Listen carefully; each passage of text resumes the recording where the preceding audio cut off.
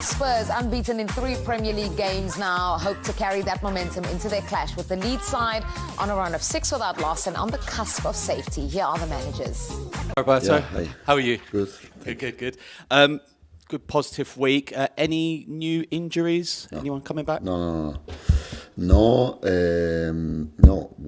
I'm happy because we are working well with all players. Another very important week. We have no problem. Great. Is Vicario ready? And if so, who will be in goal Monday? No. Vicario is not ready yet. I don't know what will be the plan, but he's suffering because he would like to help the team, to help his teammates, but is not available yet. It was difficult to pick out one player after that performance at Villa, but the midfield of Conor Gallagher, Bentancur's return, he's been excellent. But I was looking at João Paulinho at the end and celebrating and thinking this guy might be going back on loan. When you speak to the board at the end, would he potentially be someone you'd like to keep for next season? 100%. We have to start from this type of people. More than players, we need reliable people, reliable players, and Paulinho is one of the best as a player for sure, but as a guy, no. I want to see the player with the same passion, the same attitude, the same spirit, the same personality. And we are lucky to have with us Paulinho. Good luck Monday. Hi Roberto, good afternoon. You won 2 in a row away from home at Wolves and at Villa.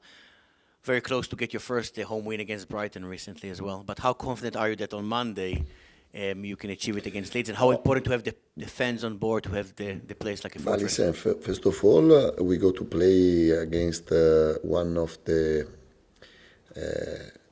best team in this moment, because in the last 5-6 games they won in against Man United, they draw in Bournemouth playing well, they won at home 2 times, Wolves and Barley, and for that we have a big respect. We can't think in different way. We have to keep this mentality. We must remain humble. Nothing changed.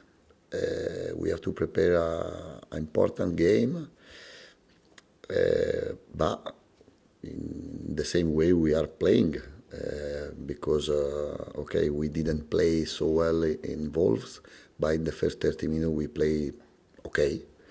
Against Brighton at home we played 90 minutes and extra time very well. And so we have to stay focused on this type of performance, this type of attitude, and this type of spirit, showing the qualities of the players. Can I please ask you about Conor Gallagher?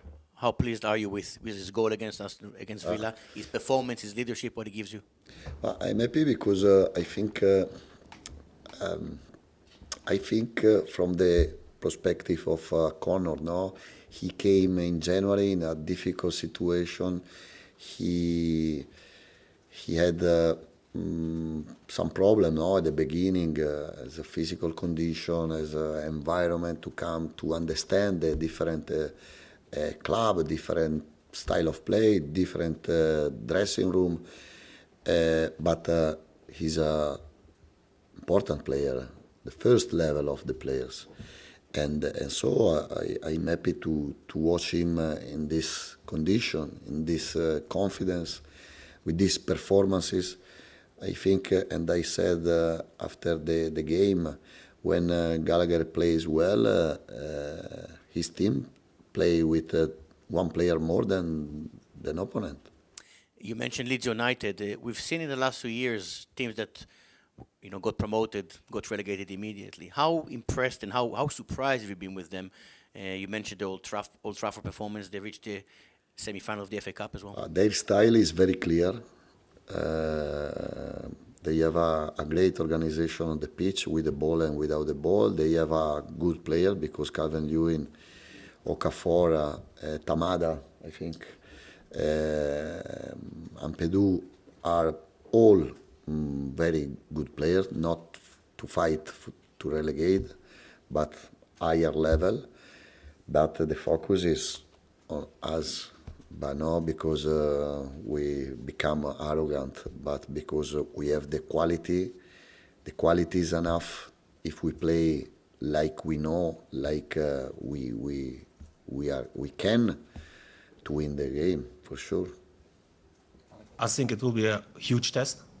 I think in terms of Spurs, they will go for it. I know the manager managed to get them out of the relegation places, so we're fully aware that we need to be up to it, and we want to maintain our top form. I think it's the best form we've been throughout the season now, and we want to finish the season on a high as well, and also as soon as possible seal it also mathematically. That's nothing is possible anymore. So that was Eddie Reamer, because Daniel Farke has not been well. So we wish him all the best. Yeah, we do wish him all the best. We're going to start talking about Spurs, though, because suddenly there is momentum for Spurs. There's a pulse. They got that first win of...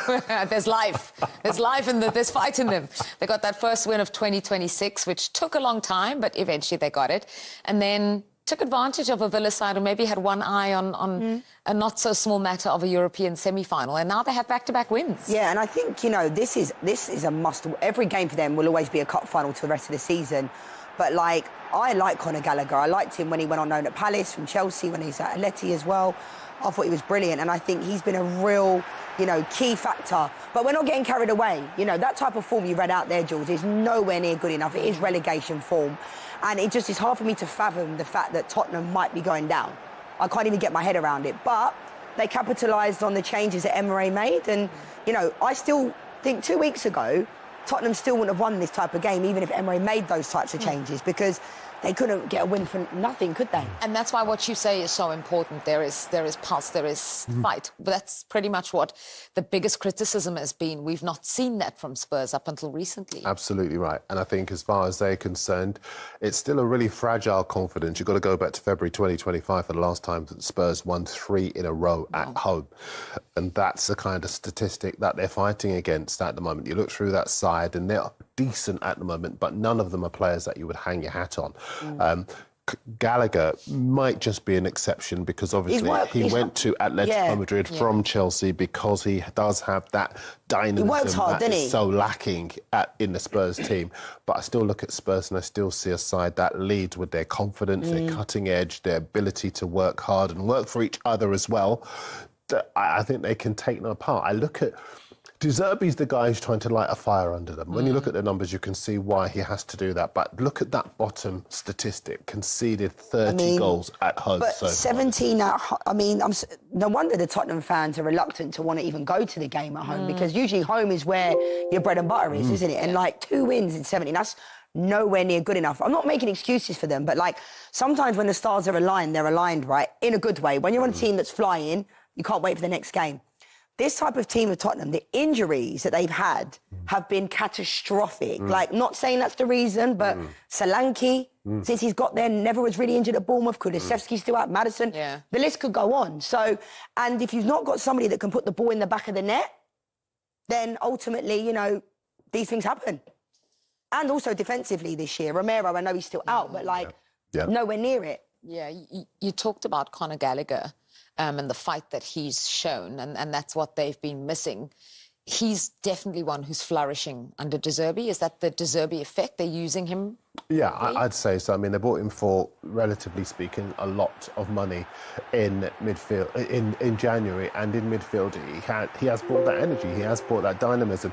Part of the reason he came in was because Bissouma had made his own position untenable for a variety of reasons, but also because Palhinha hadn't produce the kind of energy in midfield that they had expected from him. So there was a lot for him to do, but his willingness to run, really put himself about and press, that's what Spurs have lacked all season. And the thing is, in that situation, he got Conor Gallagher, and this is a lovely finish, by the way, that instep touch and bang. It's an unbelievable goal. But, like, the willingness to bring the team with him, because as a midfielder, you wouldn't want him running after the ball there, would you? No. But you're hoping Richarlison will, he's like, bring them with me. And that's what you need in this team. Like, if I'm looking to the side of me and I see the Conor Gallagher wanting to, like, you know, fight for me, you think, I want to play for you. Absolutely. I want to play with you. Whereas I think that's something, like you say, Darren, that Tottenham have really been lacking this year. Like, no one likes losing, but it's how you lose. At least go down with a fight. And, like, I feel like Conor Gallagher is that player. Like, might not be glitz and glamour, but he will always give you 150%. Let's remind you of Spurs' remaining fixtures and just...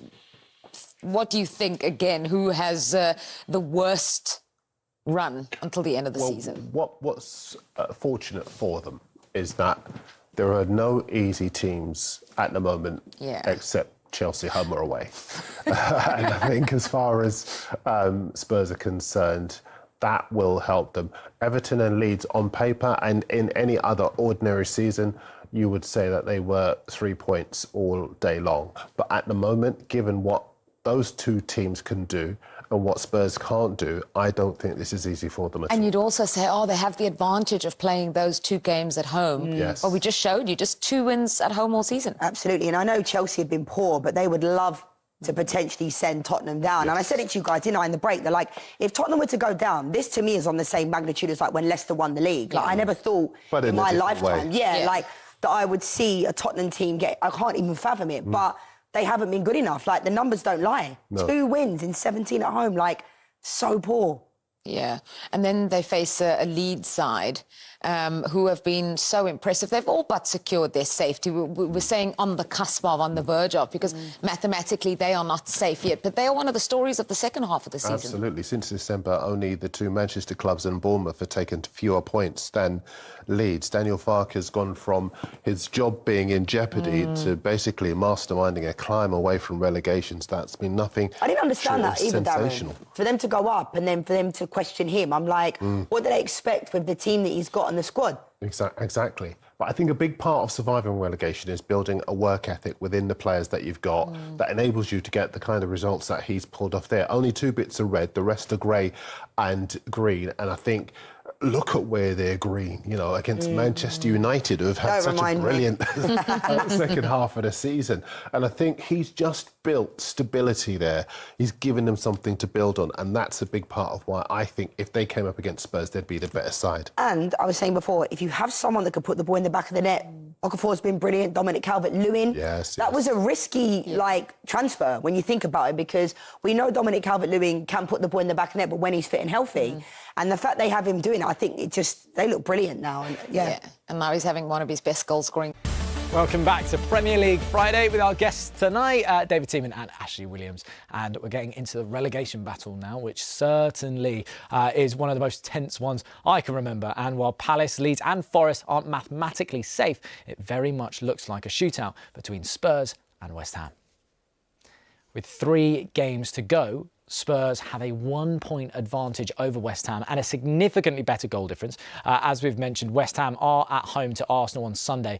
And I went to meet Nuno Espirito Santo earlier on today to find out how he's coping with the strain and whether he's banned the word relegation. Nuno, thank you so much for sitting down with me today on it's a pretty big weekend in the Premier League. Just wanted to start looking back, obviously, on the game against Brentford. On reflection, obviously, your team, they played well. They came close, very close to getting a result in that game. But I guess the scoreline, maybe for you, doesn't show the performance. Yeah, it was a good performance, especially in the first half. I think we played good. We had chances with the posts. We had a goal for fine managers, so it was positive. Not so positive on the second half, and definitely not positive on the result. But overall, good things, and things also to analyze and put it together for Sunday. How deeply do those results affect you? Or are you able to kind of compartmentalise and I guess leave that at the door? Okay, I can share something with you that for sure all the managers will agree with me. You don't sleep. Really? No matter what you are, no, it's a job that takes so much out of you. Your brain doesn't stop. You want to start and rest, and your brain comes with an idea, and you have to get up and put it on the paper. So all these things are for sure. No matter what you fight for, and through your career, you are in different stages. But one thing is, it's the same for everybody. I've been privileged enough to meet a few of the managers that are obviously in a closer, similar situation to yourself, and you do notice that certain training grounds, they have a different vibe, and sometimes they ban the word relegation altogether. What are you like with your squad? Are you a manager that is upfront about that word, or do you want it away from the training ground? It's reality. Reality is what we are fighting for, is to survive, and you have to realize the situation. Don't hide yourselves, and embrace the challenge that you have ahead. It's not about anything else that accomplish a mission. We have a mission in our hands. We know it's tough, but we believe, and I can promise you, you keep insisting, our boys gonna give everything they have. Well, Nuno, thank you so much, and listen, best of luck on Sunday. Cheers, appreciate it. Thank you, pleasure. Ash just couldn't believe that I was wearing the same clothes. That was only like 3 hours ago. Turn around, mate. Yeah, I had to go across London to get here. That's why. But Ash, I'll start with you. What have you made of the job that Nuno's done with West Ham? Excellent job. Just the fact that they're in this position from a few months ago, where I couldn't see how anyone could turn that team around. They just looked flat. They was offering nothing at both ends of the pitch. They couldn't defend very well. They couldn't score. Yeah. And he's come in, and even if it doesn't work out for them, will be devastating for the football club. But I just think the fact that he's given them a bit of life and a bit of hope, he's done an excellent job. And some of the players that he's brought in have done really well for them, and the style of football he's played. And I like him as well. I think he's always done well, bar maybe the Spurs one, but he seems a likeable guy. The players seem to like him. He comes across very well. Obviously, you spoke to him today, but he seems like a likeable character. No, it was the first time I met him.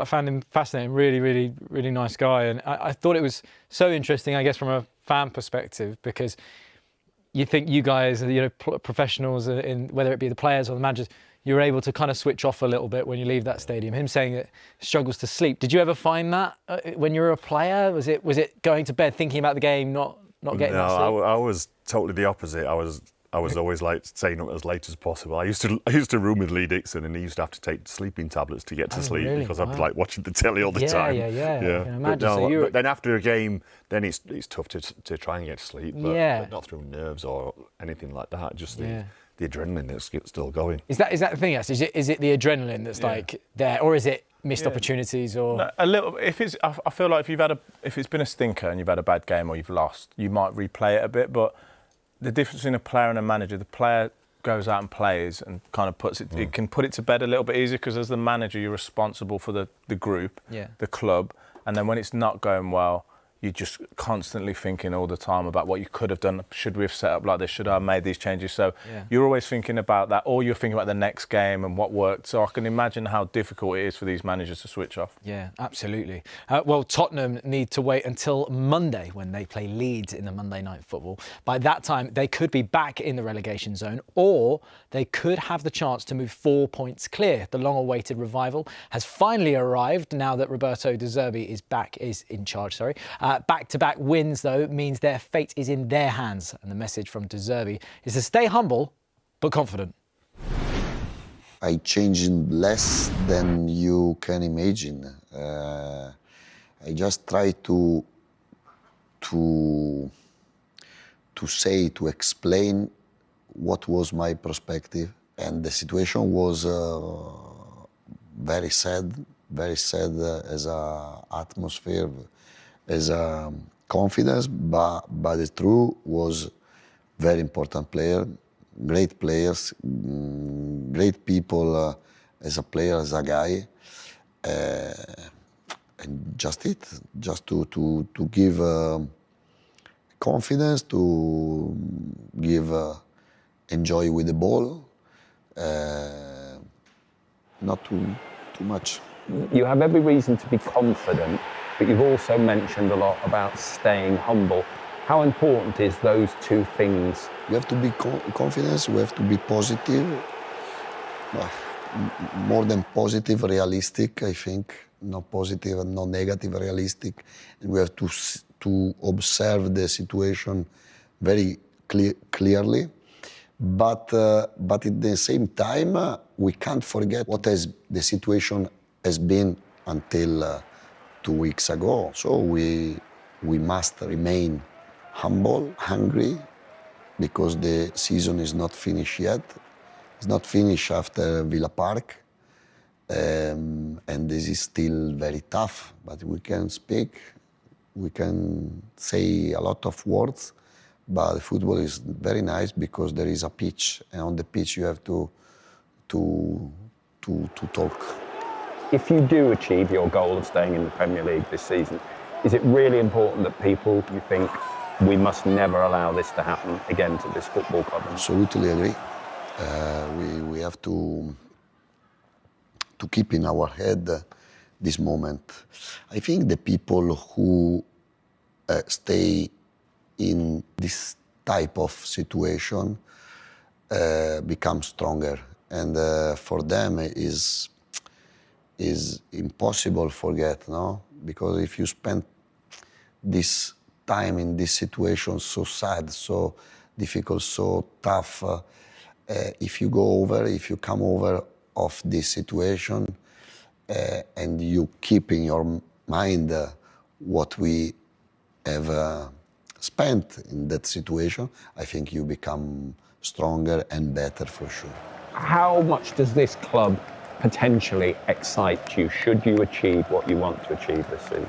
We are not out of this situation yet. The season is not finished, and there are 3 games, and 3 games are many games to play.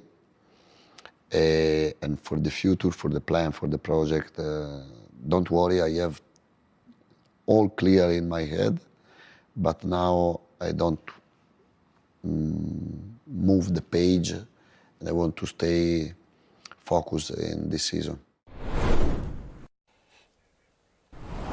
So he's not turning page, he's focusing on this season. I mean, Ash, what exactly have you seen De Zerbi do to this Tottenham side?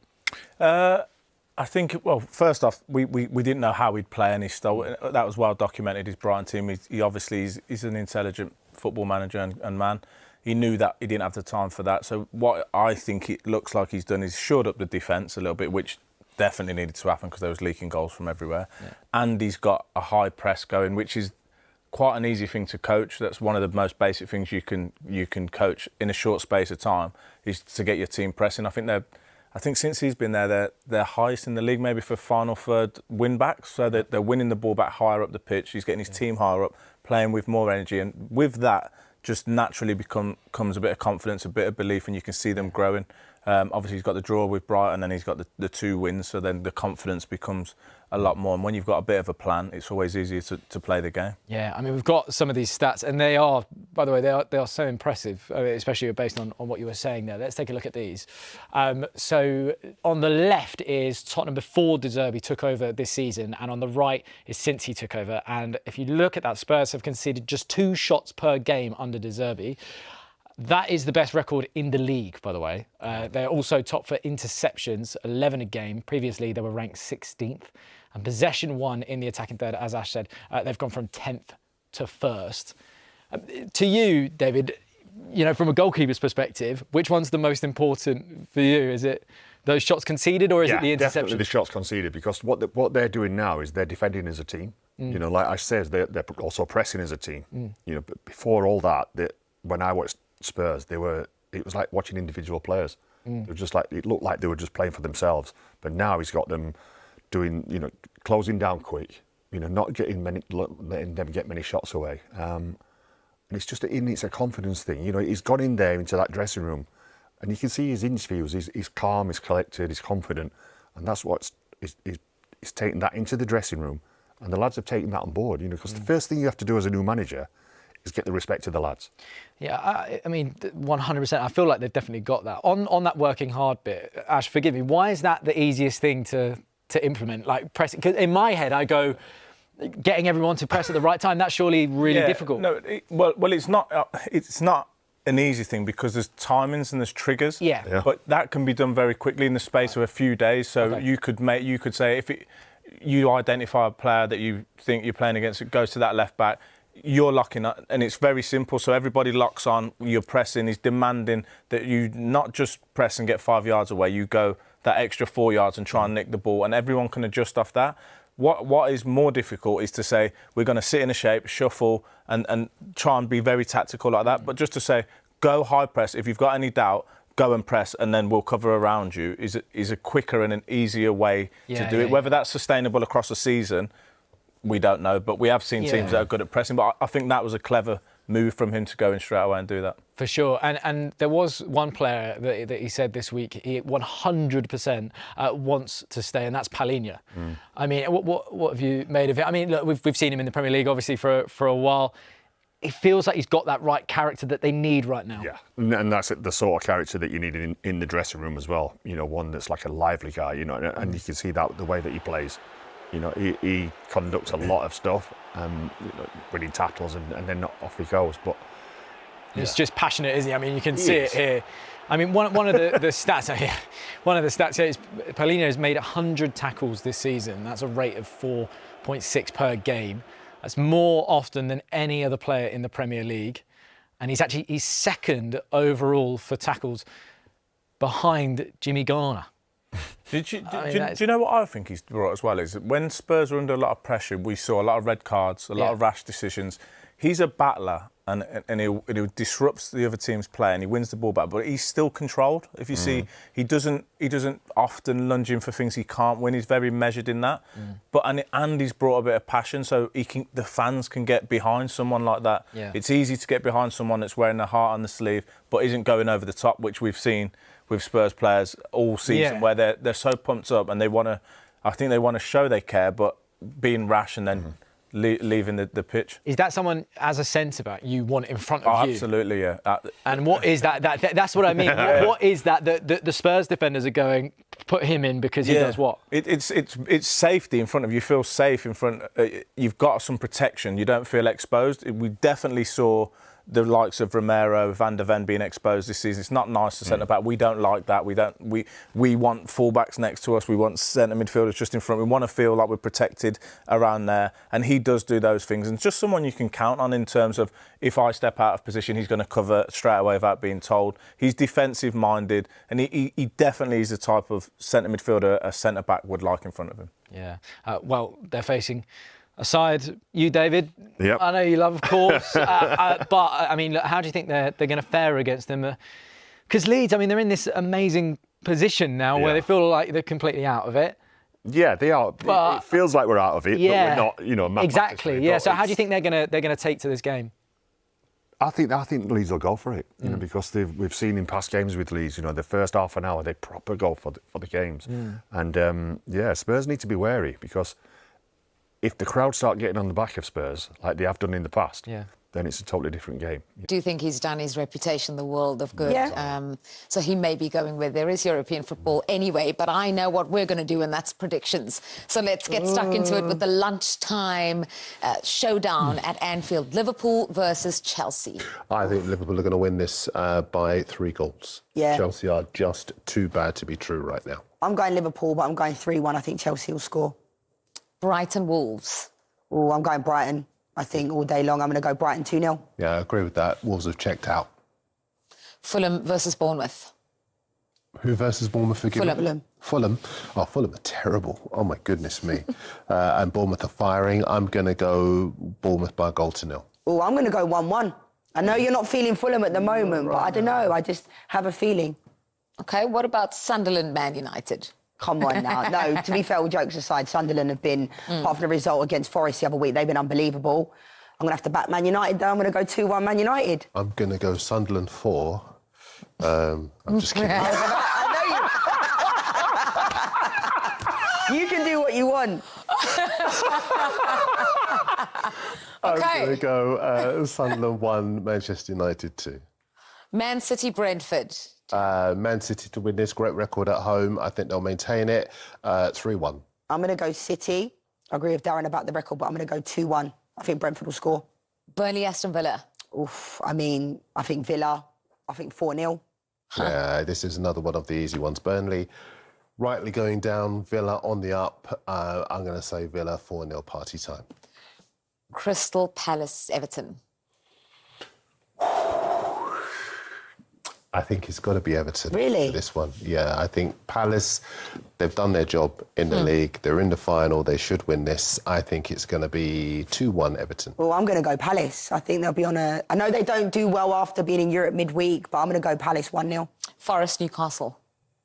Oof, I'm going to go Forest, you know. Although Newcastle have been great this season, I think Forest picking up form of late. I'm going to go Forest 2-1. Yeah, Forest 1-0. West Ham, Arsenal. Oh, 1-1. I'm going to go Arsenal 3-0. Spurs, Leeds. Oh, my head and my heart, because my wife's family are all Spurs. I'm going to go Spurs 2-1. I'm going to go 1-1. And which game are you most looking forward to this weekend? West Ham Arsenal is going to be a fight to the finish. I think both have to win for different reasons. I don't think it's going to go the way a lot of people think. You heard it here first. I'm going to go Chelsea, Liverpool. Although both teams haven't been great, I still have that romance of this type of tie. Okay, well, big games coming up all over in the Premier League this week. Thanks, Darren. Thank you, Leanne. You guys, enjoy the football. We'll see you next time. Bye-bye.